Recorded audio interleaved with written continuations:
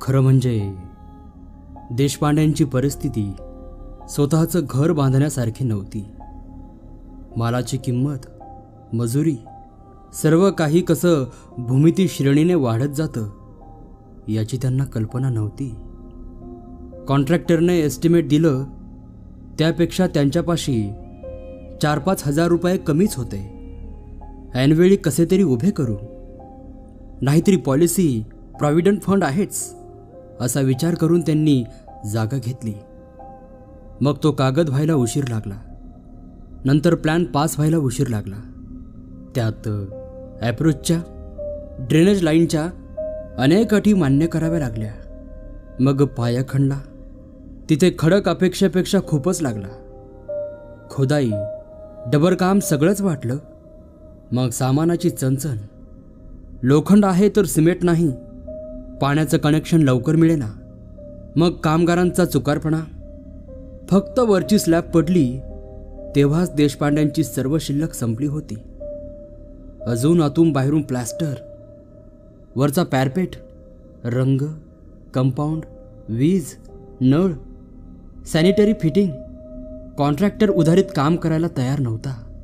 तसं नाव आपलं कोणीतरी सुचवलेलंच. आधी बोलायला मिठास होता की बस, आता बोलायला तयार नव्हता.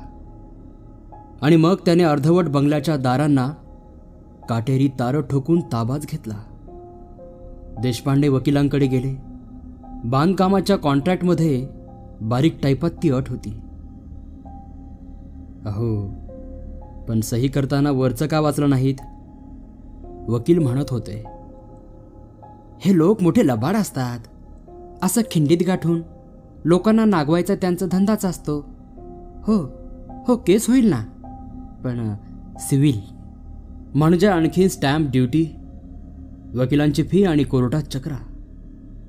स्वतःचा घाम गाळून मिळालेले पैसे तर गेलेच, वर हा मनस्ताप आणि दगदग.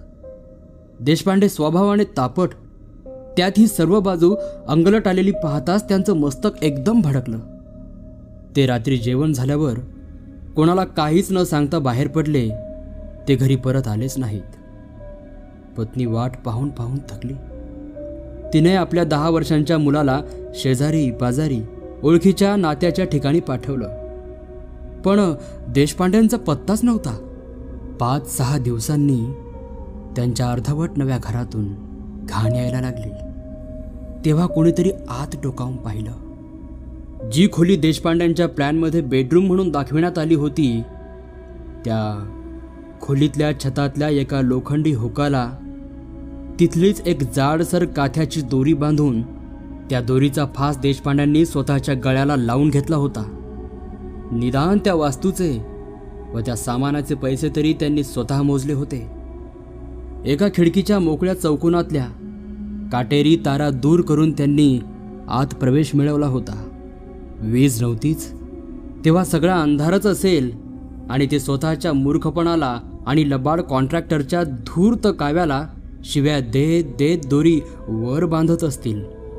पुरे त्यांची पत्नी आधी स्वतःच्याच दुःखात बुडून गेली होती आणि मग पैशाचा प्रश्न आवासून समोर उभा राहिला.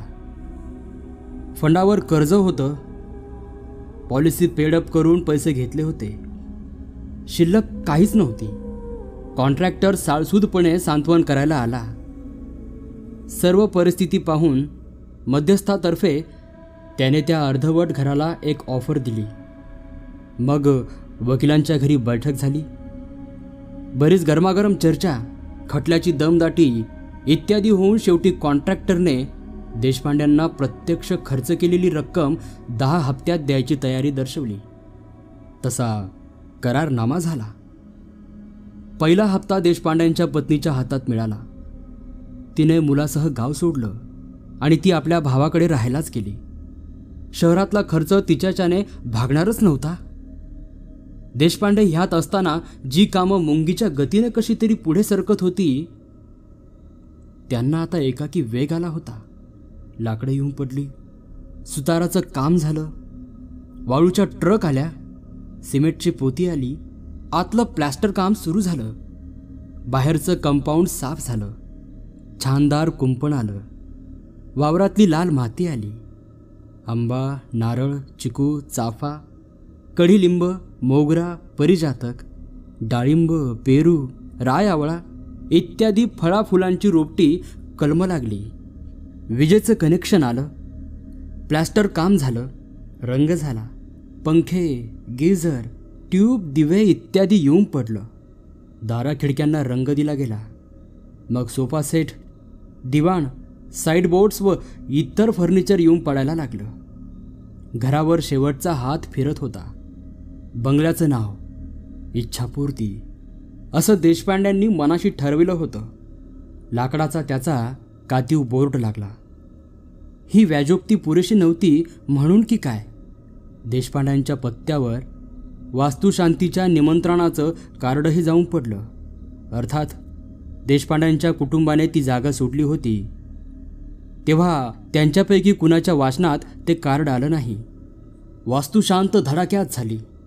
कंत्राटदारांच्या मित्राचा घोळकाच्या घोळका सर्व नव्या घरभर फिरत होता. प्रत्येक नवी सोय व वस्तू पाहताना वाह छान असे आनंद, आश्चर्य व हेवा यांच्या मिश्रणाचे उद्गार काढीत होता. त्या सर्व घोळक्यात देशपांड्यांना ओळखणारा कोणीही नव्हता.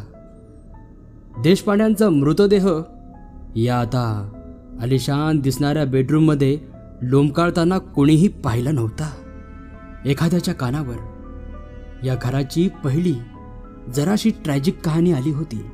पण आता हातात मद्याचा प्याला, शेजारी चमचमीत अन्नाची प्लेट असताना, थट्टा मस्करी चाललेली असताना, हास्याचे फवारे उडत असताना भूतकाळातल्या त्या शोकमय प्रसंगावर विचार करायला वेळ होता कोणाला? रंगराव, ताराबाई आणि चंद्रिका तिघांचंच कुटुंब. दिवसा 2 गडी माणसं असायची. एक माळीकाम, झाडलोट व नेआण करणारा गडी आणि दुसरी घरात धुनी भांडी, झाडलोट, आवराआवर करणारी मोलकरीण.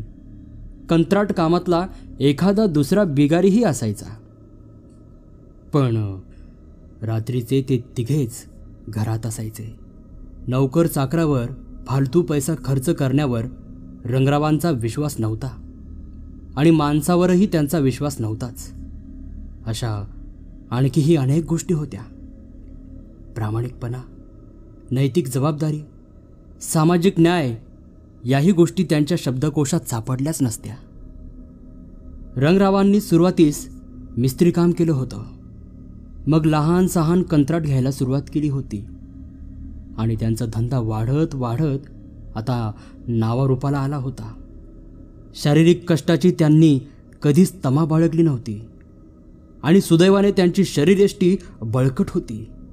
पण दुर्दैवाने चंदीबद्दल, त्यांच्या मुलीबद्दल हे म्हणता येत नव्हतं. खायला प्यायला घरात भरपूर असूनही ती अंगाने कधी भरलीच नव्हती. चंदी जन्मली तेव्हाच डॉक्टरांनी रंगरावांना सांगितलं होतं त्यांना चंदीच्या पाठीवर दुसरं मूल होणार नाही. ती एकुलती एक मुलगी अशी फिकट, अशक्त, दुबळी निघावी याचं रंगरावांना फार वाईट वाटे. त्यांनी जन्मात कोणत्या गोष्टीवर निर्व्याज्य प्रेम केलं असेल तर ते त्यांच्या चंदीवरच.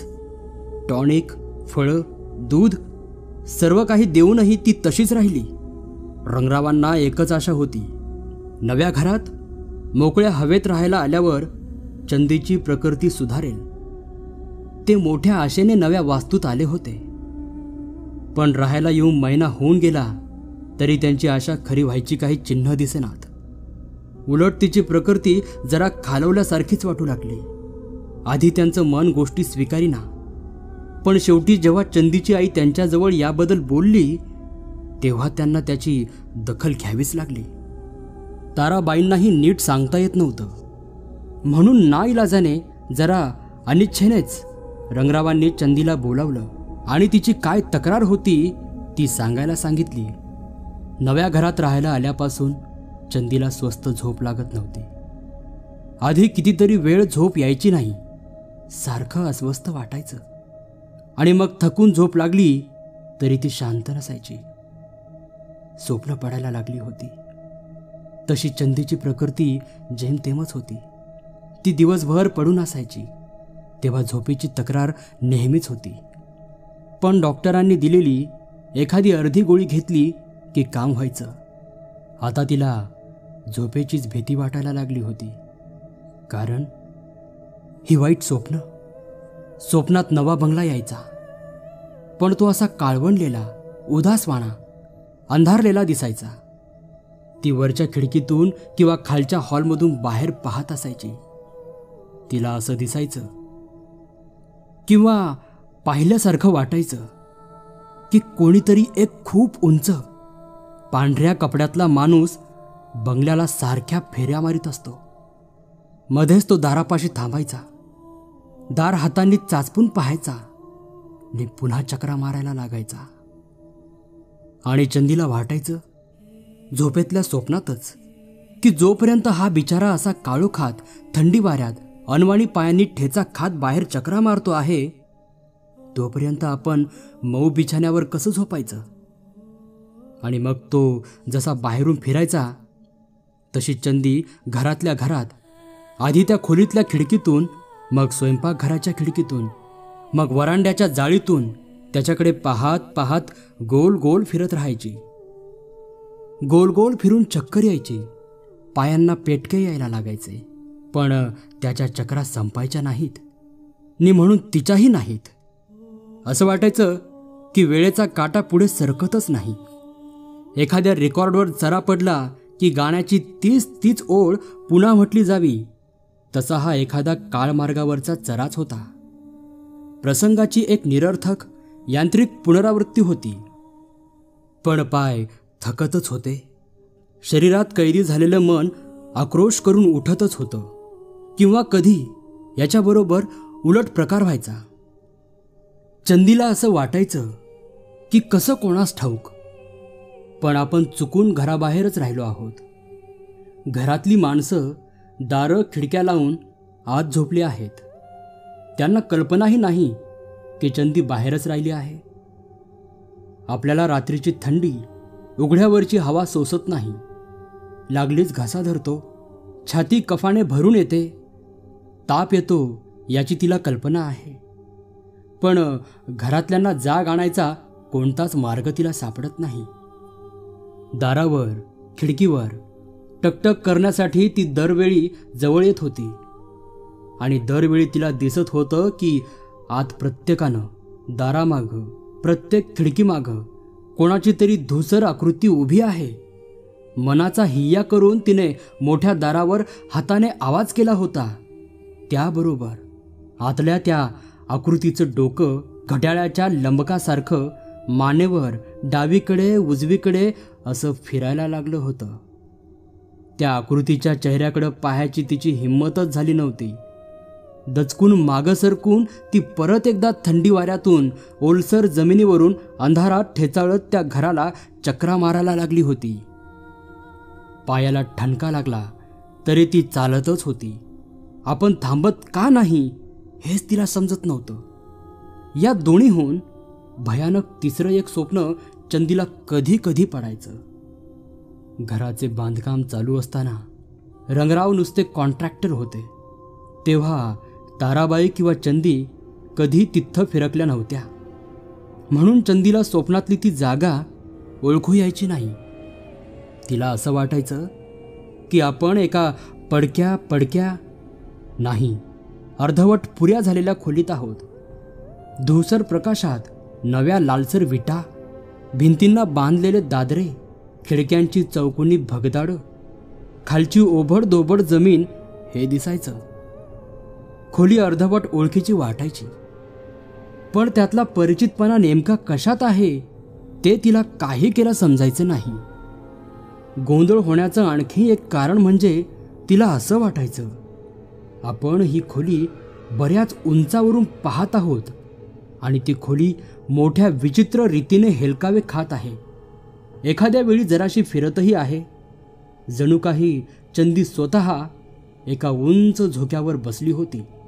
कल्पनाशक्ती हा रंगरावांच्या स्वभावाचा गुणविशेष कधीच नव्हता.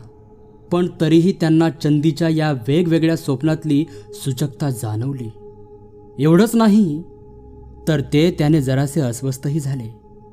त्यांची खात्री होती की कोणीतरी, मग ताराबाई असतील नाहीतर एखादी मतलबी शेजारीण असेल, पण कोणीतरी चंदीला देशपांड्यांच्या आत्महत्येचं वर्णन ऐकवलं आहे. नुसतंच नाही तर चांगलं तिखट मीठ लावून. त्यातूनच ही सर्व स्वप्न आलेली आहेत.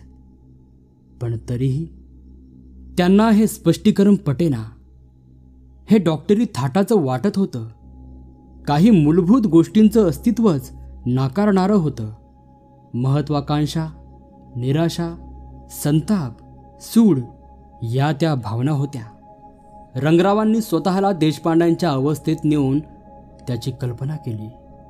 असा सर्व आशांचा चक्काचूर झाला असता तर त्यांच्या जीवाची संतापाने तडफड झाली नसती का? त्यांच्या सर्वनाशाचं कारण असणारा, त्यांच्याच वास्तूत ऐशोआरामाने राहत आहे असं दिसलं तर त्यांचा आत्मा तळमळला नसता का? त्यांच्या पुढं पसरलेल्या अनंत काळात तो सुडाच्या आचेवर सतत होरपळला नसता का? रंगरावांना हे मान्य करावं लागलं की देशपांड्यांच्या जागी ते असते तर असं झालं असतं. मग आता तेच कशावरून नसेल? देशपांड्यांची मृत आत्मा ही वास्तू झपाटून राहिली नसेल कशावरून? त्यांना ही कल्पना भयावह वाटली, तरी त्यांच्या श्रद्धांशी ती सुसंगत होती. नमस्कार मित्रांनो, मी नागसेन. आपण ऐकत आहात सुप्रसिद्ध लेखक नारायण धारप यांची कथा इच्छापूर्ती. हा या कथेचा पहिला भाग होता. आपण लवकरच भाग 2 कडे वळूयात. तेव्हा ही कथा आवडली असेल तर व्हिडिओला लाईक, कॉमेंट आणि चॅनलला सबस्क्राईब करायला विसरू नका. धन्यवाद.